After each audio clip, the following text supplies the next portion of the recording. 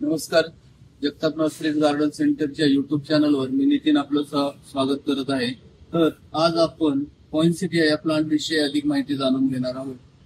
Poinsettia हे plant एक short day plant म्हणून ओळखलं जातं. शॉर्ट डे प्लांट म्हणजे ज्या प्लांटला रात्र मोठी आणि दिवस छोटा लागतो अशा झाडाला शॉर्ट डे प्लांट म्हणतो. तर पॉइंसेटिया हे साधारणतः ख्रिसमस मध्ये मोठ्या प्रमाणात विकलं जाणारं किंवा मोठ्या प्रमाणामध्ये सर्वांकडे असणारं एक झाड आहे.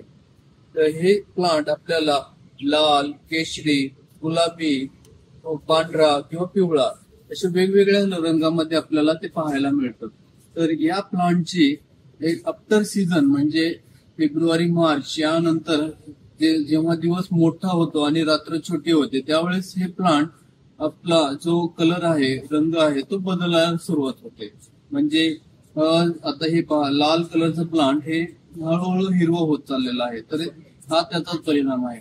तर नेक्स्ट सीझन मध्ये हेच प्लांट कसं यूज करायचं तर त्यासाठी आज आपण हा एक व्हिडिओ बनवत आहोत. तर यामध्ये आपण प्रूनिंग कशी करायची, प्लांटची पॉइंसेटियाची प्रूनिंग एक अत्यंत महत्वाचं पार्ट आहे.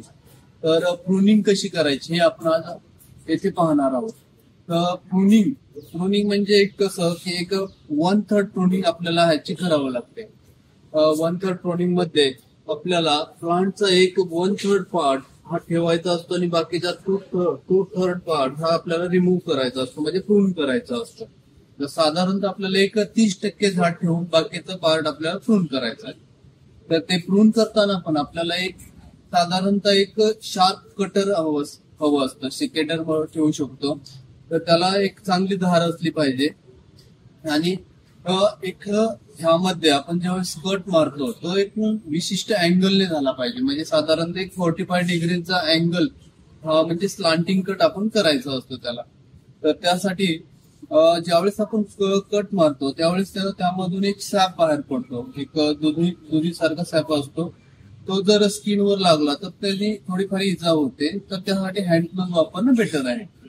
तर आपण पाहू शकतो एक साधारणतः एक शार्प कटरने एक 45 डिग्रीज एक साधारणतः 1/3 पार्ट आपल्याला कट करायचा आहे.